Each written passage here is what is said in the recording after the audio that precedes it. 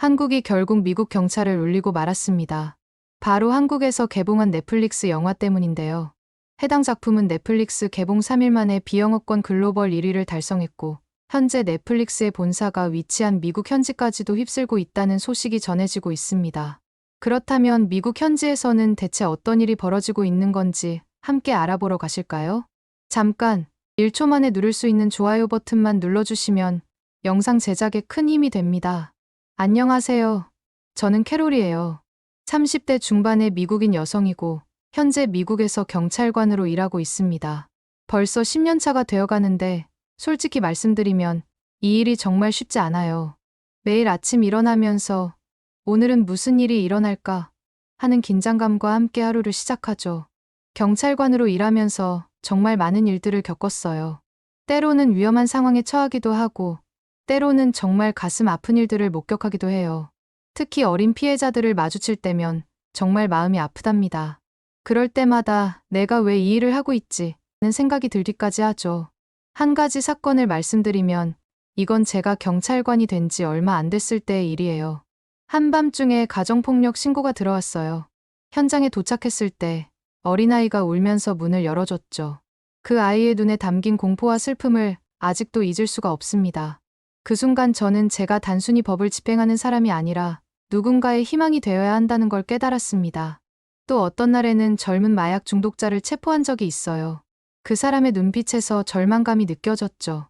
그때 저는 단순히 그 사람을 체포하는 걸로 끝나는 게 아니라 그 사람이 다시 일어설 수 있도록 도와야 한다는 생각이 들었어요. 이런 경험들이 쌓이면서 저는 경찰관이라는 직업이 얼마나 중요하고 책임감 있는 일인지 점점 더 깨닫게 되었답니다. 하지만 그럴 때마다 저를 다시 일으켜 세우는 건 제가 누군가의 안전과 행복을 지키고 있다는 사실이에요. 누군가의 엄마, 아빠, 자식, 친구가 안전하게 집에 돌아갈 수 있도록 하는 것. 그것이 제가 이 일을 계속하는 이유랍니다. 그렇다 보니 이 일이 정말 스트레스가 많아요. 매일 밤 집에 돌아와서는 그날의 모든 긴장과 스트레스를 풀어야 해요. 처음에는 술로 스트레스를 풀려고 했지만 그건 좋은 방법이 아니라는 걸 곧 깨달았어요. 건강에도 좋지 않고 다음날 업무에도 영향을 미치니까요. 그러다 우연히 넷플릭스를 보기 시작했는데 이게 정말 큰 도움이 되더라고요. 그래서 퇴근하고 집에 오면 바로 넷플릭스부터 켜요. 가끔은 넷플릭스를 보다가 그대로 잠들어 버리기도 하죠. 하지만 그렇게라도 하루의 스트레스를 풀 수 있어서 다행이에요. 넷플릭스에는 정말 다양한 콘텐츠가 있지만 제가 특히 좋아하는 건 한국 드라마와 영화예요. 처음에는 그냥 호기심에 한두 편 봤는데 어느새 완전히 푹 빠져들게 되더라고요. 한국 드라마와 영화의 매력은 뭐랄까, 매번 생각지도 못하게 새롭고 신선해요. 미국 영화나 드라마와는 또 다른 느낌이랄까요? 한국 드라마를 처음 봤을 때는 솔직히 좀 어색했어요. 미국 드라마와는 다른 전개들이 좀 낯설었거든요. 하지만 계속 보다 보니 그게 오히려 매력으로 다가오더라고요. 특히 한국 드라마에서 보여주는 인간관계나 가족 간의 사랑, 그리고 사회 문제를 다루는 방식이 정말 인상적이었어요. 그리고 최근에 가장 인상 깊게 본 작품은 DP예요. 한국 군대의 이야기를 다룬 드라마인데 정말 충격적이었어요. 한국의 젊은 남성들이 의무적으로 군대에 가야 한다는 사실은 알고 있었지만 그렇게 군대에 간 사람들이 겪는 고충을 이렇게 생생하게 볼 수 있을 줄은 몰랐어요. DP를 보면서 한국 군인들이 얼마나 힘들게 의무복무를 하고 있는지 깨달았어요. 훈련 과정이나 일상생활, 그리고 그들이 겪는 심리적 압박감까지 모든 것이 너무나 생생하게 그려져 있더라고요. 특히 주인공이 탈영병을 추적하는 과정에서 마주치는 다양한 사연들을 보면서 정말 가슴이 아팠어요. 또 드라마에서 보여주는 군대 내 폭력 문제도 충격적이었습니다. 선임병들의 가혹행위나 집단 따돌림 같은 장면들을 보면서 이런 문제가 단순히 개인의 문제가 아니라 시스템의 문제라는 걸 깨달았죠. 저도 모르게 이런 문제들이 어떻게 해결될 수 있을지 진지하게 고민하게 되더라고요. 저도 여자지만 미국에서 경찰이 되기 위해 호신술이나 체력 훈련 같은 걸 많이 받았어요. 그래서 훈련의 고충을 어느 정도는 이해할 수 있었죠. 하지만 DP에서 보여주는 한국 군대의 훈련은 그 차원이 다르더군요. 영화에 나오는 것처럼 훈련을 받았다면 저는 일주일도 못 버텼을 것 같아요. 매일같이 그렇게 힘든 훈련을 받고 엄격한 규율 속에서 생활하는 한국 군인들이 정말 대단하다고 생각했어요. 게다가 한국 군인들은 의무복무니까 선택의 여지도 없이 그 고난을 견뎌내야 한다는 건데 그 사실이 더 가슴 아프더라고요. 제가 경찰이 된 것은 제 선택이었지만 젊고 건강한 한국 남자들은 그런 선택권조차 없다는 게 너무 안타까웠어요. 그렇게 푹 빠져 DP 시즌1을 본 저는 꼭 시즌2도 봐야겠다고 다짐했습니다. 그리고 정말로 시즌2가 나왔을 때 바로 정주행했죠. 시즌1에서 다루지 못했던 이야기들을 시즌2에서 더 깊이 있게 다루는 걸 보면서 한국 드라마의 퀄리티에 다시 한번 감탄했답니다. 사실 미국에서 한국 넷플릭스 콘텐츠 인기가 얼마나 대단한지 여러분은 잘 모르실 거예요. 제가 알기로는 올해 상반기에만 넷플릭스 전체 시청 시간의 9%를 한국 콘텐츠가 차지했다고 하더라고요. 비영어권 콘텐츠 중에서는 1위였죠. 이게 얼마나 대단한 성과인지 아세요? 전 세계의 모든 비영어권 국가의 콘텐츠를 통틀어서 한국 콘텐츠가 가장 많이 시청되었다는 거예요. 이런 인기의 비결이 뭘까요? 저는 한국 콘텐츠만의 독특한 매력이 있다고 생각해요. 우선 스토리텔링이 정말 뛰어나요. 복잡한 인간관계와 사회적 이슈를 잘 버무려서 흥미진진한 이야기를 만들어내죠. 또 한국 특유의 정서와 문화가 녹아있어서 신선하게 느껴지는 것 같아요. 예를 들어 오징어 게임은 한국의 전통 놀이를 모티브로 했지만 그 안에 담긴 메시지는 전 세계 어디에서나 공감할 수 있는 거였잖아요. 빚에 시달리는 사람들의 절박함, 생존을 위해 극단적인 선택을 하는 인간의 모습까지 이런 것들이 전 세계 시청자들의 마음을 울렸다고 생각해요. 또 기생충이라는 영화도 정말 인상적이었어요. 빈부격차와 계급 문제를 다루고 있지만 그걸 너무나 독특하고 창의적인 방식으로 표현해냈죠. 지하실에 사는 가족의 모습을 통해 사회의 어두운 면을 보여주면서도 블랙 코미디적인 요소를 잘 섞어 재미있게 풀어냈어요. 이런 창의적인 접근 방식이 전 세계 관객들의 눈길을 사로잡은 것 같습니다. 너무 전문가처럼 말을 했나요? 사실 제가 전문가는 아니지만 넷플릭스에 푹 빠지고 유튜브도 영화 관련 유튜브를 많이 보다 보니 관련된 지식이 늘어서 그런가 봐요. 저 말고 진짜 전문가들 말로는 미국에서 유통되는 넷플릭스 한국 콘텐츠의 수가 한국과 거의 비슷하다고 하더라고요. 그만큼 대부분의 한국 콘텐츠가 미국에서도 방영된다는 뜻이죠. 이건 정말 대단한 일이라고 생각해요. 보통 외국 콘텐츠가 미국에 들어오려면 여러 가지 절차와 심사를 거쳐야 하는데 한국 콘텐츠는 거의 모든 작품이 그대로 들어온다는 거예요. 이런 현상은 정말 특별하다고 생각해요. 예전에는 외국 작품, 특히 아시아 작품들이 미국에 들어오려면 리메이크를 거쳤다고 하더라고요. 원작의 설정이나 문화적 배경을 미국식으로 바꾸는 거죠. 하지만 지금은 한국 작품들이 원래 그대로의 모습으로 저 같은 미국 시청자들에게도 보여지고 있다던데 시대가 얼마나 달라졌는지 알 수 있는 부분이죠. 그런데 웃긴 건 저희 같은 해외 시청자들은 항상 다음 한국 작품은 언제 나오나요? 왜 이렇게 늦게 나오나요? 하면서 목 빠지게 기다리고 있다는 거예요. 새로운 한국 드라마나 영화가 나온다는 소식만 들어도 가슴이 두근거리고 공개 날짜를 달력에 표시해두고 기다릴 정도거든요. 이런 현상을 보면 정말 신기해요. 예전에는 제가 살고 있는 미국에서 만든 드라마나 영화가 다른 나라에 수출되는 경우가 대부분이었는데 이제는 우리가 한국 콘텐츠를 기다리고 있다니요. 특히 한국 특유의 액션은 완전히 다른 차원이라고 생각해요.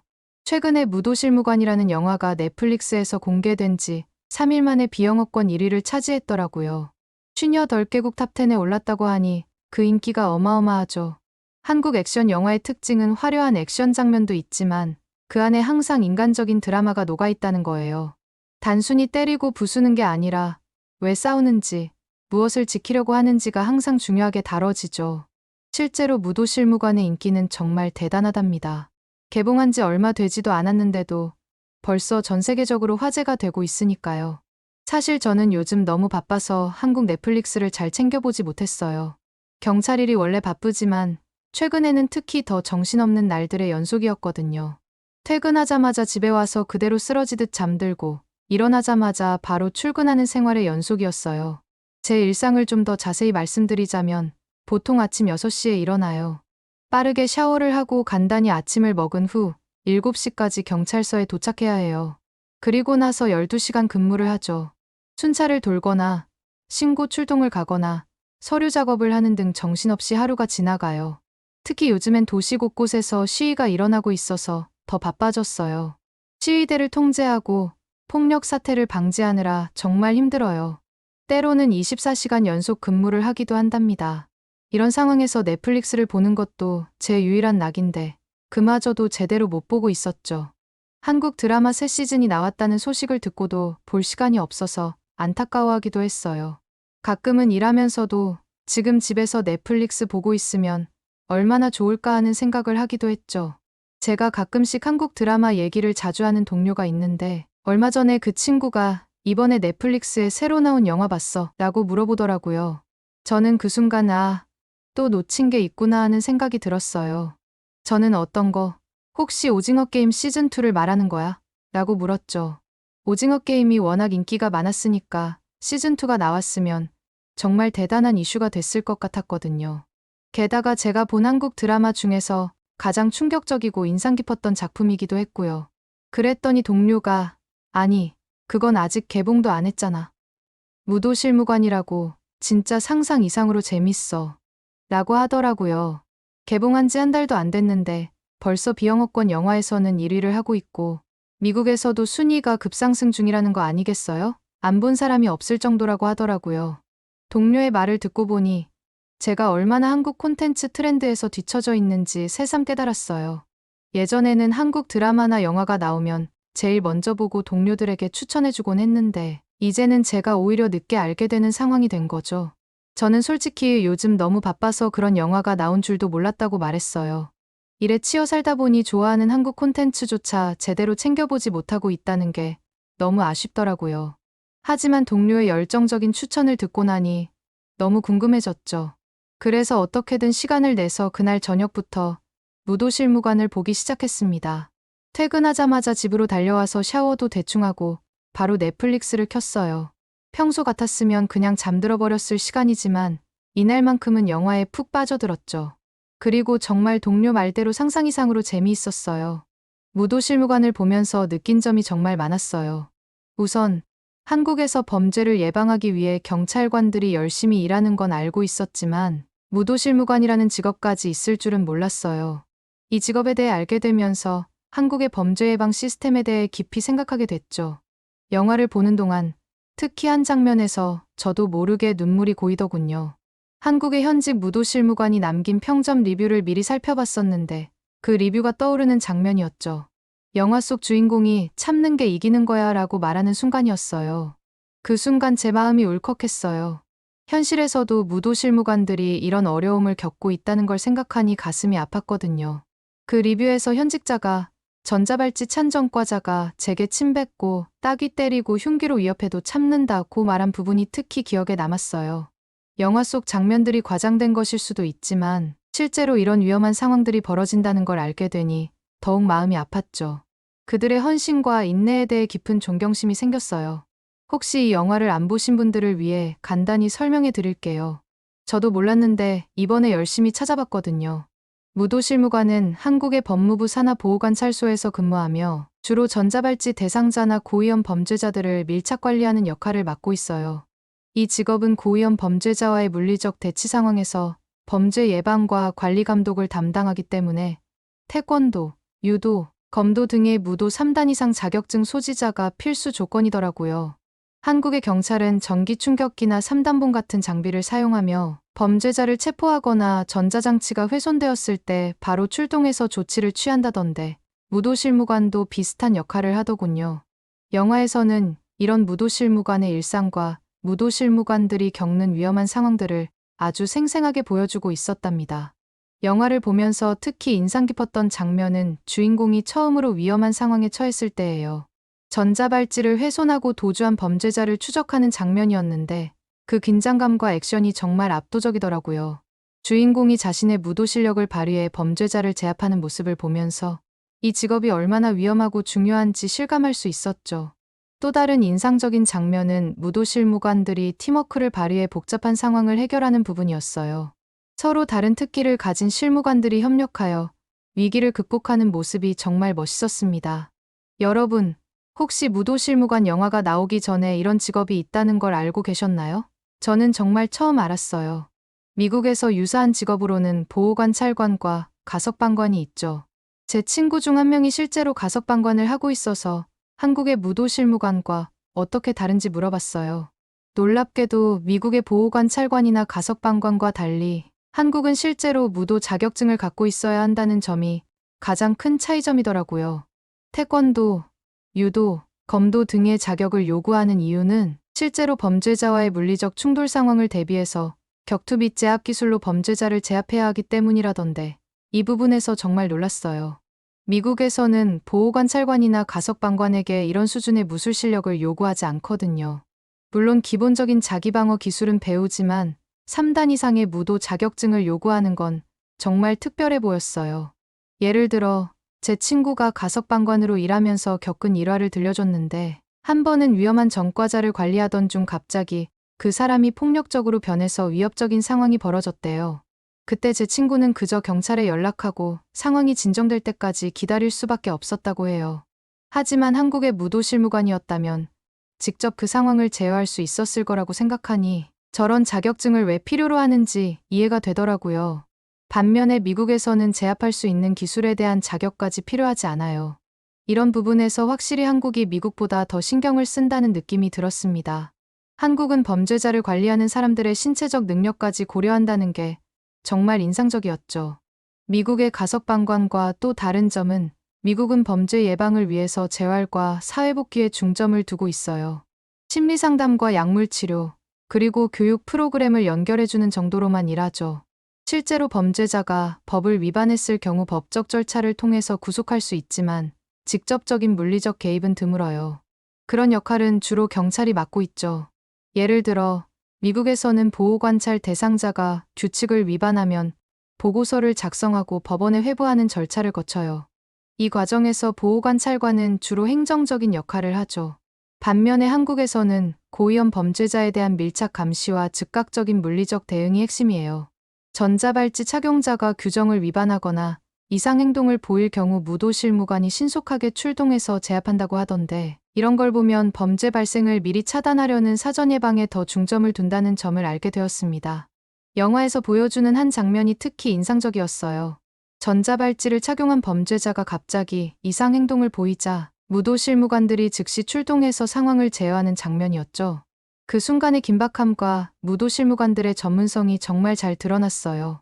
이런 시스템이 실제로 존재한다는 게 놀랍고 또 한편으로는 부럽기도 했습니다. 사실 저는 미국보다는 한국처럼 하는 게 맞다고 생각해요. 범죄를 이미 저질러본 사람이 재범을 방지하기 위해 심리상담과 교육 프로그램을 연결하는 것만으로는 해결할 수 없다고 보거든요. 그건 너무 아니란 생각 같은 게 심리상담이나 교육 프로그램에서는 거짓된 모습을 얼마든지 보여줄 수 있잖아요.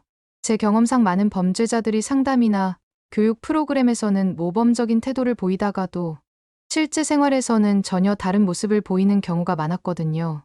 이런 사람들은 시스템을 속이는 데 익숙해져 있고 그저 형식적으로 프로그램에 참여하는 경우가 많아요.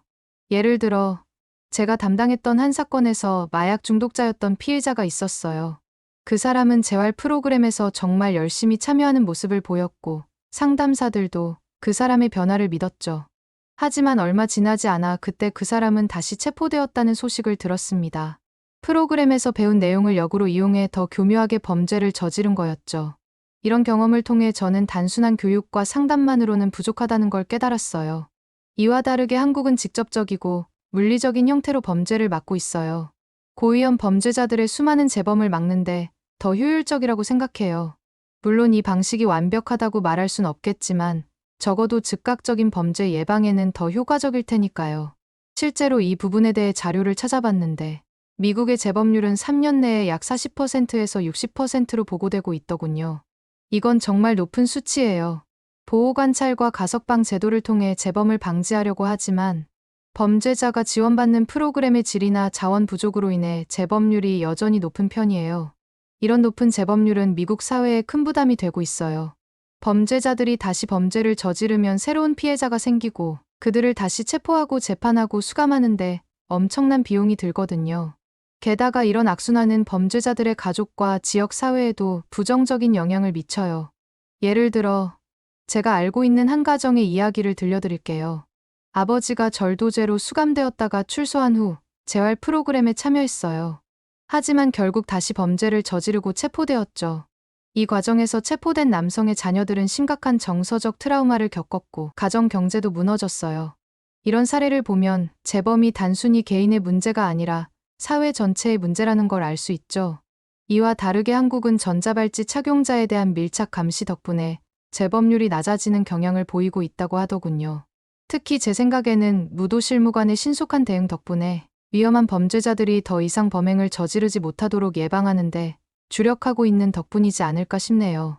이를 보면서 왜 한국이 치안이 좋기로 유명한지 다시 한번 깨닫게 되는 시간이었어요. 한국의 이런 시스템이 범죄율을 낮추는데 큰 역할을 하고 있다는 생각이 들었죠. 물론 개인의 인권과 자유를 어디까지 제한할 수 있느냐는 윤리적인 문제도 있겠지만 적어도 범죄를 미리 예방해서 무고한 시민들이 다치지 않는 게 중요하잖아요. 한국 영화를 얘기하다가 이런 얘기까지 흘러들어왔지만 사실 무도실무관을 연기한 김우빈 배우에 대해서도 관심이 생겼어요. 찾아보니까 6개월 시한부 선고를 받았는데도 불구하고 이를 극복해서 영화에 다시 복귀했다더라고요. 이 이야기를 들었을 때 정말 놀랐어요. 시한부 선고를 받았다는 건 정말 끔찍한 경험이었을 텐데 그걸 극복하고 다시 연기 활동을 시작했다니 정말 대단하다고 생각했어요. 그의 의지력과 정신력에 정말 감동받았죠. 김우빈 배우의 투병 과정을 찾아보니 정말 대단하더군요. 2017년에 비인두암 진단을 받고 항암 치료를 시작했다는 거 아니겠어요?